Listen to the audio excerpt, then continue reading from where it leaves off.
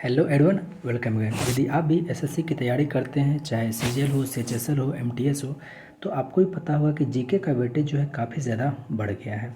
और अभी के समय में बिना जीके आप सिलेक्शन ले ही नहीं सकते। तो साथियों, जीके पढ़ने का मतलब ये नहीं कि आप कोई भी क्वेश्चन पढ़ें। जीके पढ़ने का स्मार्ट तरीका ये है कि आप उन्हीं सब सवालों को पढ़ें जो पिछले साल पूछा गया है। और एसएससी का, जैसा कि आपको ही पता होगा कि 60 से 70% ये प्रीवियस क्वेश्चन का ही रिपीटेशन करता है। तो बढ़िया ये है कि सबसे पहले क्यों ना प्रीवियस क्वेश्चन को ही पढ़ लिया जाए। तो चलिए, इस वीडियो में हम लोग जितना भी घटना चक्र बुक में दिया हुआ है सारे क्वेश्चन को हम यहाँ अरेंज करके लाए हुए हैं एक ही टॉपिक से। तो बिना बकवास के सीधे हम लोग अपने काम की बात पर आते हैं। आपको पता होगा कि किसी भी राज्य के मुख्यमंत्री की नियुक्ति कौन करता है? तो राज्यपाल करता है। किसी भी राज्य के मुख्यमंत्री की नियुक्ति कौन करता है? तो राज्यपाल करता है। लेकिन दिल्ली के यदि मुख्यमंत्री की बात करें, जैसा कि आपको भी पता होगा, दिल्ली में विधानसभा है। यदि विधानसभा है तो मुख्यमंत्री तो होंगे ही, लेकिन उस मुख्यमंत्री की नियुक्ति कौन करेगा? तो राष्ट्रपति करेगा। कौन करेगा? राष्ट्रपति। और ये मुख्यमंत्री जो है राष्ट्रपति के प्रति उत्तरदायी भी होंगे। आपको पता होगा कि भारत का संवैधानिक प्रधान जो है वो राष्ट्रपति होता है। लेकिन यदि राष्ट्रपति ना हो तो उसके जगह पर उपराष्ट्रपति जो है वो राष्ट्रपति का कार्यवाहक बनते हैं। लेकिन यदि उपराष्ट्रपति भी ना हो तो ऐसी स्थिति में सर्वोच्च न्यायालय के मुख्य न्यायाधीश जो हैं वो कार्यवाहक राष्ट्रपति के रूप में कार्य करेंगे। लेकिन ऐसा नहीं था कि जैसे संविधान बना और उसी समय ये चीज़ लागू हो गया था। ऐसा कंडीशन आया 1969 में। 1962 में राष्ट्रपति थे कौन? तो सर्वपल्ली राधाकृष्णन। 62 से 5 साल 67 तक इन्होंने शासन किया था। 1967 में क्या हुआ कि डॉक्टर जाकिर हुसैन ये बने थे भारत के राष्ट्रपति। और उसमें उपराष्ट्रपति जो थे वो थे वीवी गिरी। तो 67 में वो बने थे, लेकिन 1969 में उनकी मृत्यु हो गई। जब 1969 में डॉक्टर जाकिर हुसैन की मृत्यु हुई तो उपराष्ट्रपति जो थे वीवी गिरी वो उपराष्ट्रपति से इस्तीफा देकर के वो चुनाव लड़ने चले गए। ऐसी स्थिति में राष्ट्रपति तो पहले ही मर चुके हैं, उपराष्ट्रपति जो थे वो भी अपना पद छोड़ करके राष्ट्रपति के चुनाव के लिए चले गए। अब आखिर कौन राष्ट्रपति का कार्यवाहक बनेगा? तो ऐसी स्थिति में वहीं एक नियम बना कि सर्वोच्च न्यायालय के मुख्य न्यायाधीश जो हैं वो कार्यवाहक राष्ट्रपति बनेंगे। तो एम हिदायतुल्ला वही बने थे उस समय प्रथम कार्यवाहक राष्ट्रपति। और ये एम हिदायतुल्ला जो हैं ये ऐसे व्यक्ति हैं कि इन्होंने सर्वोच्च न्यायालय के न्यायाधीश भी रहे हैं, कार्यवाहक राष्ट्रपति भी रहे हैं, और साथ ही साथ इन्होंने जो है उपराष्ट्रपति का भी पद संभाला था 1979 से 84 के बीच में। फिर से एम हिदायतुल्ला ऐसे व्यक्ति हैं जो कि सर्वोच्च न्यायालय के न्यायाधीश तो थे ही, साथ ही साथ एक कार्यवाहक राष्ट्रपति भी बने थे 1969 में, और उपराष्ट्रपति भी बने थे 1979 से 84 के बीच में। अभी भारत में टोटल उच्च न्यायालयों की संख्या की बात करें तो टोटल उच्च न्यायालय की संख्या जो है वो 25 है। टोटल उच्च न्यायालय कितने हैं? 25 है। लेकिन इसमें यदि सबसे अधिकार क्षेत्र में सबसे ज़्यादा जो है वो गुवाहाटी उच्च न्यायालय का। गुवाहाटी उच्च न्यायालय के अंतर्गत असम, नागालैंड, मिजोरम, अरुणाचल प्रदेश ये चारों राज्य आता है गुवाहाटी उच्च न्यायालय के अंतर्गत। लेकिन अगर हम बात करें पहला उच्च न्यायालय कौन सा है तो वो है कलकत्ता उच्च न्यायालय। अगर हम बात करेंगे 1774 का, जो कि 1773 के रेगुलेटिंग एक्ट के तहत आया था, तो वो था आपका सर्वोच्च न्यायालय, जिसके कि पहले न्यायाधीश बने थे एलिजा इम्पे। लेकिन यहाँ बात हो रही है उच्च न्यायालय की। तो ये जो है 1861 के अधिनियम के तहत 1862 में सबसे पहले कलकत्ता में हुआ, फिर जाकर के मुंबई में हुआ, और फिर मद्रास में हुआ। इस तरह से तो पहला जो उच्च न्यायालय की स्थापना हुई है वो कौन सी हुई है?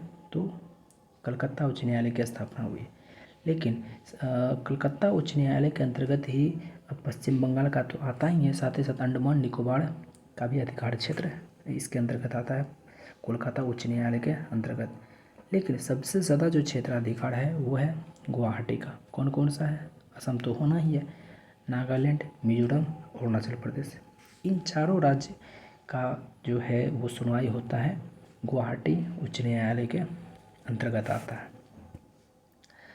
अगर हम बात करें सर्वोच्च न्यायालय से संबंधित इसके गठन, इसकी शक्तियाँ, ये सब जो है अनुच्छेद 124 से 147 के बीच में, किस अनुच्छेद के अंतर्गत है? अनुच्छेद 124 से 147 के बीच में है। भाग कौन सा है? तो भाग 5। भाग 5 के अनुच्छेद 124 से 147 के बीच में क्या है? तो सर्वोच्च न्यायालय से संबंधित है। सर्वोच्च न्यायालय में अभी टोटल 33 अन्य मुख्य न्यायाधीश हैं और एक जो है वो अन्य न्यायाधीश और एक जो है मुख्य न्यायाधीश। टोटल अभी जो है कितने बैठते हैं? तो 34 बैठते हैं। और अनुच्छेद 127 इसमें क्या है? कहा गया कि यदि सर्वोच्च न्यायालय में किसी न्यायाधीश की यदि कमी पड़ेगी तो उच्च न्यायालय के किसी भी न्यायाधीश को वहाँ पर कार्य के लिए कार्यवाहक बनाया जा सकता है। किसमें कहा गया है? अनुच्छेद 127 में कहा गया है। और ये भी सवाल आता है सर्वोच्च न्यायालय जो है उसकी स्थापना कब हुई थी? तो 28 जनवरी 1950। याद रखिएगा, 26 जनवरी 1950 को ये बन गया था, लेकिन ये कार्य करना शुरू किया था 28 जनवरी 1950। आपके हिस्से में 28 जनवरी 1950 को ही सही माना जाता है। दोनों ऑप्शन रहेगा, फिर भी आपको 28 जनवरी 1950 से मारना है। यदि आप भी सर्वोच्च न्यायालय के न्यायाधीश बनना चाहते हैं तो आप में क्या क्या क्वालिटी होना चाहिए? 5 साल का अधिवक्ता हूँ या फिर 10 साल न्यायाधीश के रूप में हूँ। अधिवक्ता का मतलब एडवोकेट, न्यायाधीश का मतलब जज। तो किसी भी उच्च न्यायालय में 5 साल यदि आप अधिवक्ता के रूप में कार्य किए हों या फिर 10 साल आप न्यायाधीश के रूप में कार्य किए हों तो उस कंडीशन में जो है सर्वोच्च न्यायालय के न्यायाधीश के रूप में आपको वहाँ पर रखा जा सकता है। आपको भी पता होगा सर्वोच्च न्यायालय के मुख्य न्यायाधीश की नियुक्ति कौन करते हैं? तो राष्ट्रपति के द्वारा किया जाता है। अब देखिए,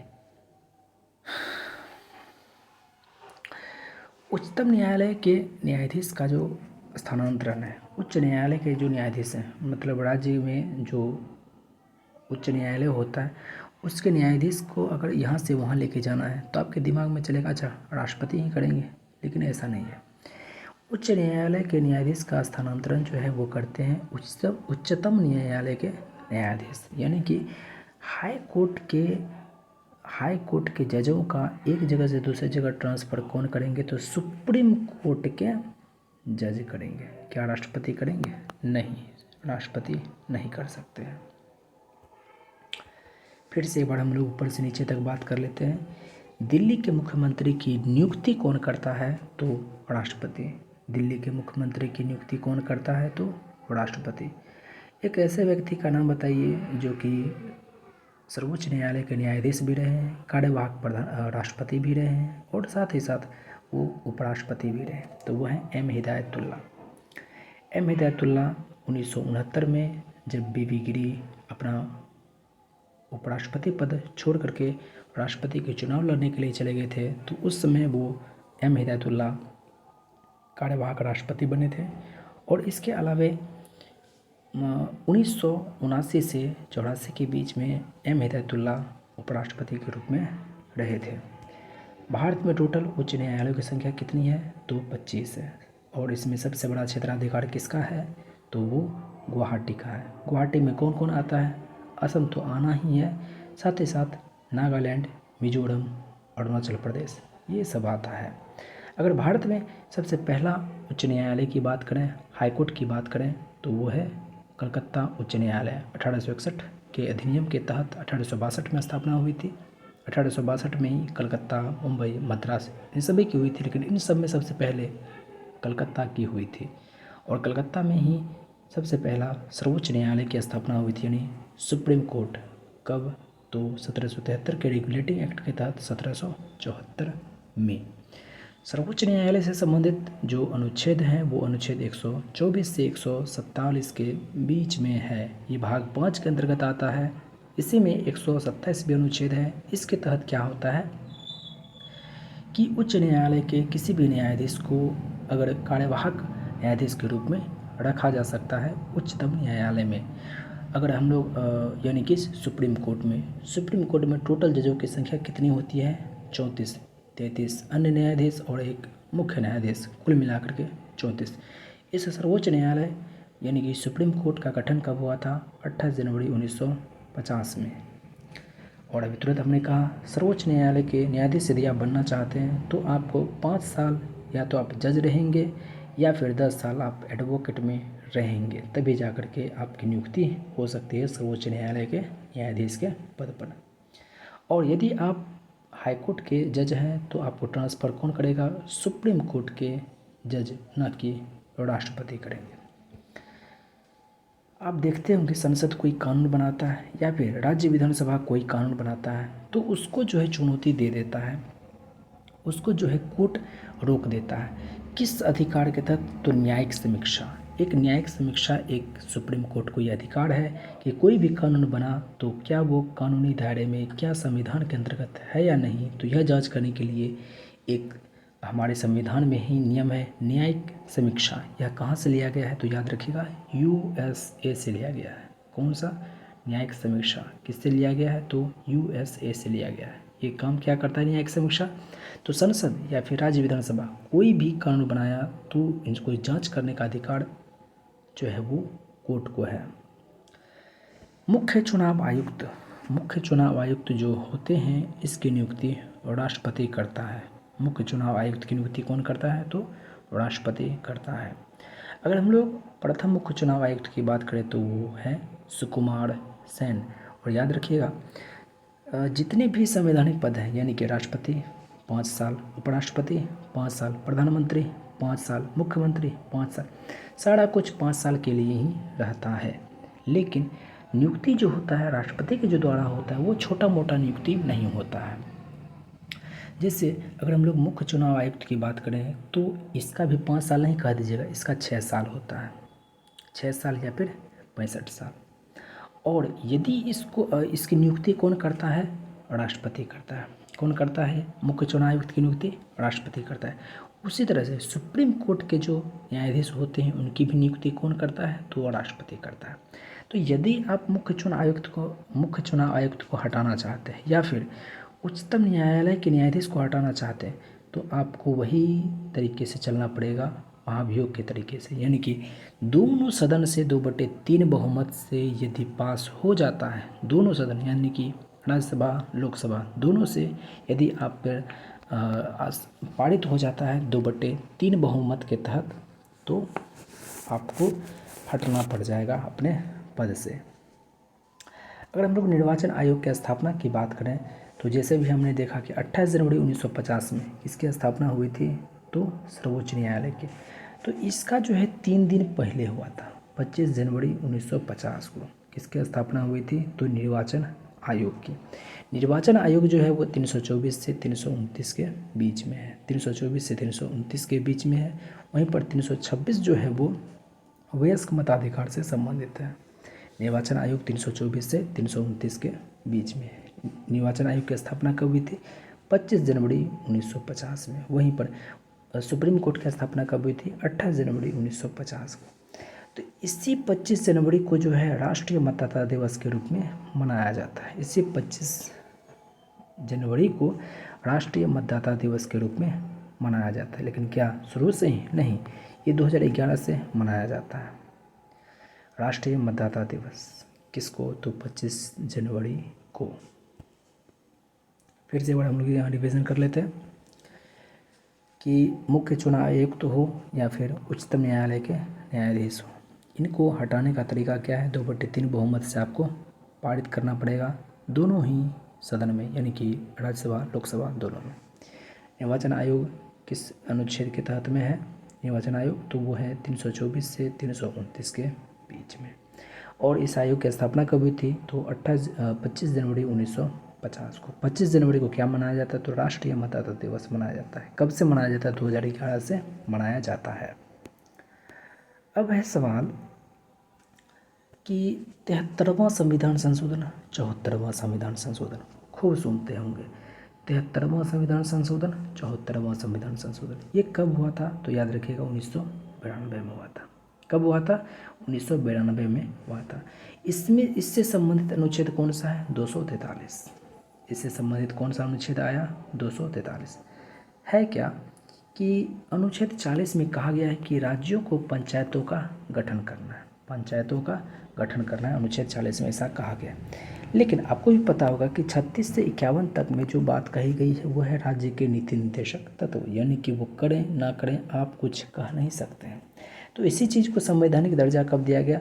73वें संविधान संशोधन और 74वें संविधान संशोधन 1992 के तहत 243 लाया गया, अनुच्छेद 243 लाया गया। इसमें पंचायत से संबंधित जो भाग था वो भाग 9 था और नगर पालिका से संबंधित जो भाग था वो 9 का क था। वहीं पर यदि पंचायतों से संबंधित यदि हम लोग अनुसूची की बात करें तो 11वीं अनुसूची थी, और नगर पालिका से संबंधित हम लोग अनुसूची की बात करें तो वो 12वीं अनुसूची थी। 243 में जो है पंचायत पंचायत हो, नगर पालिका हो, इसी के गठन से संबंधित बात किया गया है। और यदि पंचायती राज अगर पहली बार जो है हमारे भारत में जो पंचायती राज व्यवस्था लागू हुआ था वो नागौर में हुआ था, राजस्थान में है नागौर, वहीं पर हुआ था 1959 में हुआ था। लेकिन 243 अनुच्छेद 1992 के बाद, यानी कि इसको जब संवैधानिक दर्जा मिल गया उसके बाद जो है सबसे पहले लागू किसने किया था? कर्नाटक ने पंचायती राज व्यवस्था लागू किया था। ठीक है, सारा क्वेश्चन यहाँ से आपका डाउट क्लियर हो गया। ईवीएम का प्रयोग जो है पूरे भारत में 2004 के लोकसभा के बाद से होने लगा था। ईवीएम का प्रयोग जो है यानी कि इलेक्ट्रॉनिक वोटिंग मशीन जो है इसका प्रयोग 2004 के लोकसभा के बाद से पूरे हर जगह इसका होने लगा था। लेकिन इसका पहला प्रयोग जो है केरल में किया गया था। कब किया गया था? 1982 में किया गया था। कहाँ किया गया था? केरल में किया गया था ईवीएम का पहला प्रयोग। और कब किया गया था? तो 1982 में इसका प्रयोग किया गया था। और भारत में जो प्रथम आम चुनाव हुआ था वो 1951 से 52 के बीच में हुआ था। 1951 से 52 के बीच में हुआ था प्रथम आम चुनाव। अभी जो आप योजना आयोग देख रहे हैं जिसकी स्थापना कब हुई थी आपको पता होगा, 15 मार्च 1950। 15 मार्च 1950 को जो योजना आयोग की स्थापना हुई थी।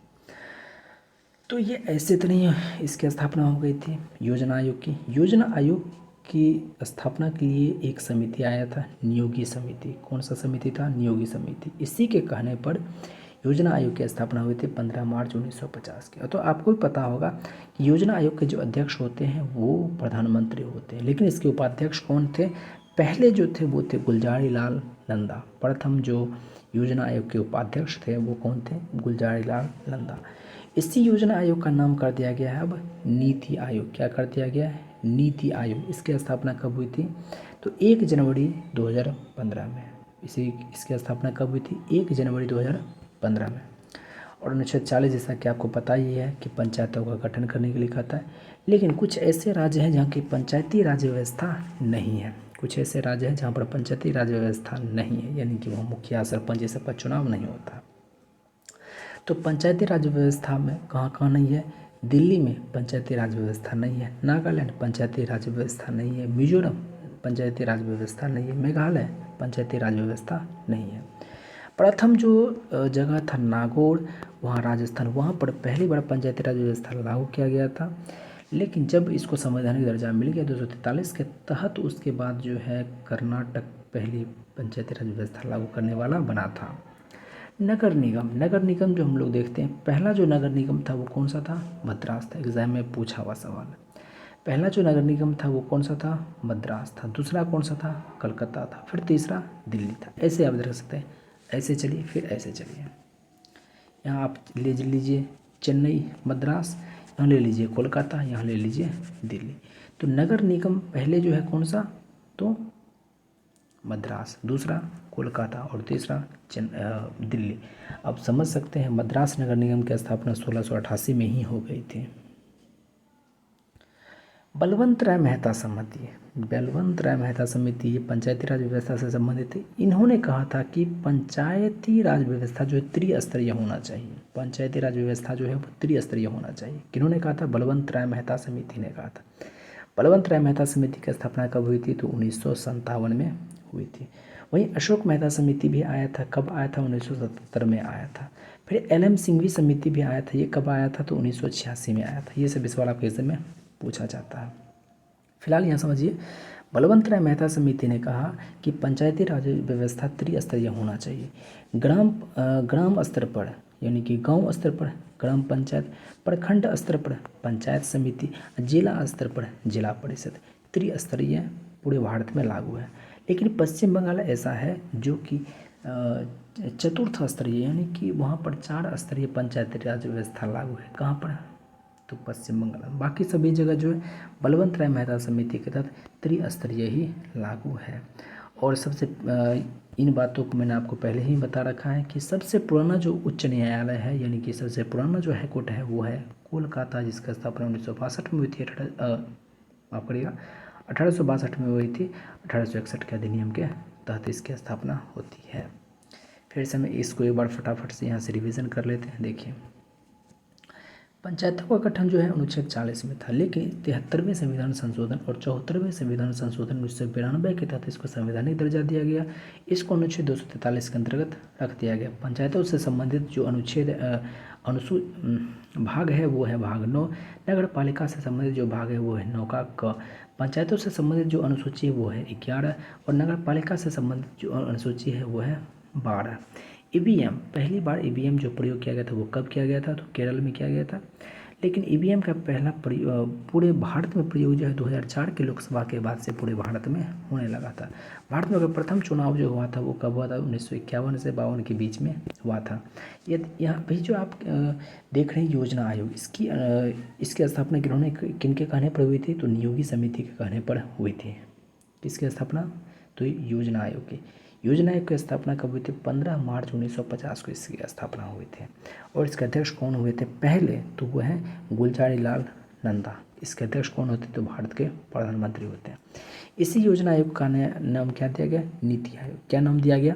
नीति आयोग। और नीति आयोग की स्थापना कब हुई थी? तो 1 जनवरी 2015 में हुई थी। पंचायती राज व्यवस्था कहाँ कहाँ नहीं है? तो दिल्ली, नागालैंड, मिजोरम, मेघालय। दिल्ली, नागालैंड, मिजोरम, मेघालय, यहाँ पर जो पंचायती राज व्यवस्था नहीं है। पंचायती राज व्यवस्था लागू करने वाला पहला राज्य कौन सा है? राजस्थान है। कब? 1959 में। कहाँ? तो नागौर में। पहला जो नगर निगम था वो कौन सा था? मद्रास। दूसरा कौन सा था? कलकत्ता था। तीसरा कौन सा था? तो दिल्ली था। पहला जो उच्च न्यायालय है वो कौन सा है? यानी कि हाई कोर्ट पहला जो है वो कौन सा है? कलकत्ता है। बलवंत राय मेहता समिति ने कहा कि त्रिस्तरीय राज्य व्यवस्था होना चाहिए। पंचायत राज व्यवस्था त्रिस्तरीय होना चाहिए। ग्राम स्तर पर ग्राम पंचायत, प्रखंड स्तर पर पंचायत समिति और वहीं पर जिला स्तर पर जिला परिषद। बलवंत राय मेहता समिति की स्थापना 1957 में हुई थी। ये सभी सवाल साथियों इम्पोर्टेंट है, क्योंकि ये सभी सवाल आपके एग्जाम में दोबारा पूछा जा सकता है। और यहाँ पर कुछ ऐसे डाउट रहते हैं जहाँ से आपको के डाउट आता है कि सर्वोच्च न्यायालय की स्थापना 28 जनवरी 1950, वहीं पर निर्वाचन आयोग की स्थापना 25 जनवरी 1950 में। तो छोटी छोटी बातें हैं जो कि आपको याद रखना पड़ेगा और इन सभी सवालों से संबंधित आपके एग्जाम में पूछा जाता है। वीडियो के अंत तक बनने के लिए आपका बहुत बहुत धन्यवाद। शुक्रिया। जय हिंद।